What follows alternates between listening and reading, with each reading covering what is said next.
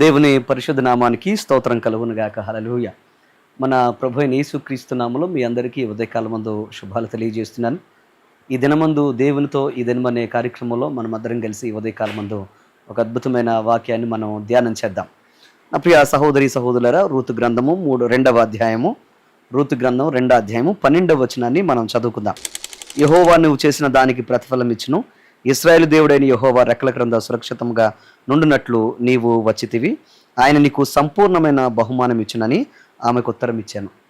నా ప్రియ సహోదరి సహోదరులారా, ఈ ఉదయకాలం ముందు ప్రత్యేకంగా దేవుడు మనతో ఈ యొక్క వాక్యం ద్వారా మాట్లాడునుగాక. ప్రతి మనిషి జీవితంలో ఎన్నో రకాలైన ఇబ్బందికరమైన ప్రయాణం మనం చేయాల్సి వస్తూ ఉంటుంది. ఈ జీవితం అనే ప్రయాణం అనేది అంత సులువైనది కాదు. కష్టాలు, నష్టాలు, బాధలు, అనారోగ్యాలు, వ్యాధులు, ఎన్నో ఇబ్బందికరమైన పరిస్థితులు, ఒకప్పుడు శూన్యమైన పరిస్థితి, ఒకప్పుడు బాధ వేదన, ఒకప్పుడు భయంకరమైన కష్ట నష్టం, అలాగే ఒకప్పుడు ఎన్నో ఇబ్బందికరమైన పరిస్థితులు. కానీ జీవితంలో అలాంటి పరిస్థితులు ప్రతి మనిషిని ఎంతో నిరుత్సాహపరుస్తూ ఉంటాయి. ఒకప్పుడున్న పరిస్థితులు ఈరోజు మనం అధిగమించాలి అని అంటే మన జీవితంలో మనం ప్రభు వైపు అడుగులు వేసేవారిగా ఉండాలి. ఈ వాక్యాన్ని మీరు గమనిస్తే బలహీనమైన ఒక స్త్రీ, ఒక సహోదరి, ఒక కుమార్తె తన జీవితంలో బలహీనమైన పరిస్థితుల్లో దేవుని మీద ఆధారపడుతూ, దేవుని మీద తన యొక్క జీవితంలో నమ్మకం పెట్టుకొని, ఈ లోకంలో నన్ను ఎవరూ రక్షించలేరు కానీ, ఎవరు పోషించలేరు కానీ, నేను నమ్మిన దేవుడు నన్ను పోషిస్తాడు అనే ఒక అద్భుతమైన విశ్వాసంతో తన యొక్క సొంత జనాంగము నుండి, దేశము నుండి కదిలి దేవుడైన యెహోవా ఉన్న ప్రతి ఆ స్థలములోనికి, దేవుడైన యెహోవా ఉన్న స్థలంలోనికి లేదా బెత్లెహేములోనికి రావడం మనం చూస్తాం. భర్తను కోల్పోయి శూన్యమైన స్థితిలో ఉన్న సహోదరి తన భవిష్యత్తు కోసం ఎలాగా అడుగులు వేసిందో మనం చూస్తే మన జీవితంలో అది ఒక ప్రేరణాత్మకమైన సందేశంగా, అలాగే ఒక అద్భుతమైన ఆత్మీయ అనుభవాల్లో మనం బలపడడానికి ఉపయోగపడే సందేశంగా ఆ సందేశం మనకుంటుంది.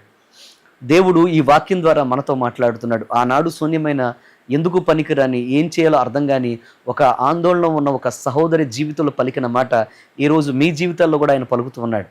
నీవు చేసిన దానికి తగిన ప్రతిఫలమును బహుమానం ఇచ్చే దేవుడు మన దేవుడు. ఈ రోజున బలహీనమైన స్థితిలో ఉన్నారేమో, ఒకవేళ మీ జీవితాల్లో బలహీనమైన నిర్ణయాల ద్వారా, బలహీనమైన అనారోగ్యాలతో, వ్యాధులతో, బాధలతో, అలాగే కుటుంబ కష్టాలతో, నష్టాలతో ఒకవేళ మీరు కూడా నీరసించిపోయి ఏం చేయాలో అర్థం కాని దీనస్థితిలో ఒకవేళ మీరు కూడా బ్రతుకుతూ ఉంటే, నా దేవుడు మిమ్మల్ని పిలుస్తున్నాడు ఈ ఉదయకాలం ముందు.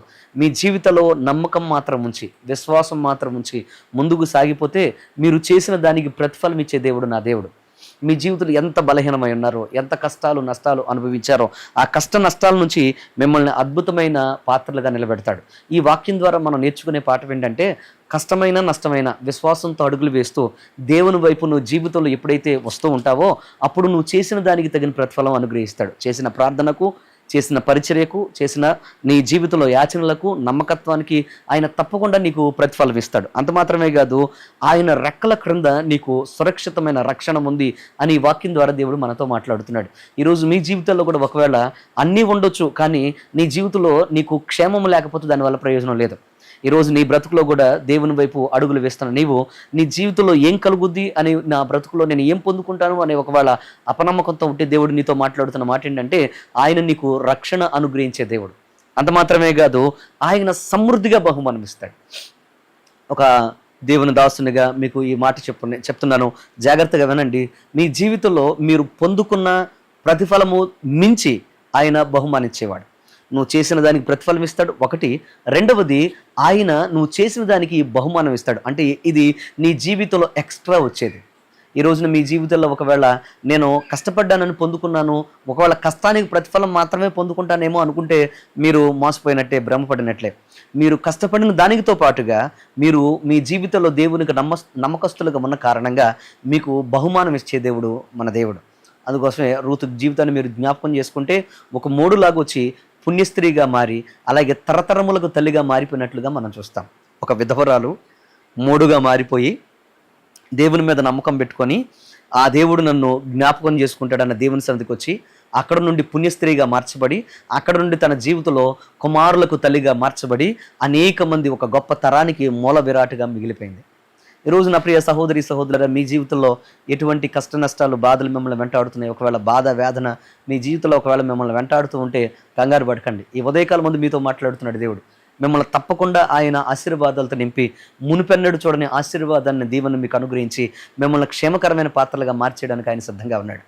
ప్రతిదినము ఆయనతో, దేవునితో ఈ దినం అనేది మీ జీవితంలో మర్చిపోకండి.